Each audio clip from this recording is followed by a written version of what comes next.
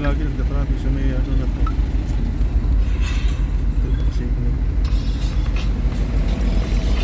baho, umutot na naman. Ano ba yan, Princess? Pumupurga kami sa utot mo. Huwag ka daw tayo dyan. Baho.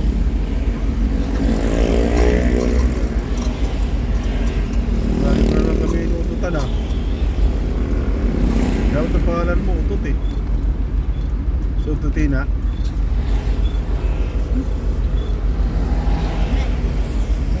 Ba't pangalan ko? Oo, may Princess, sana. Eh, ngayon lang namin nalaman na utot na pala, ututin na ka pala. Princess Fiona nga kasi. Sabi natin, face. Dapat ito. Sure.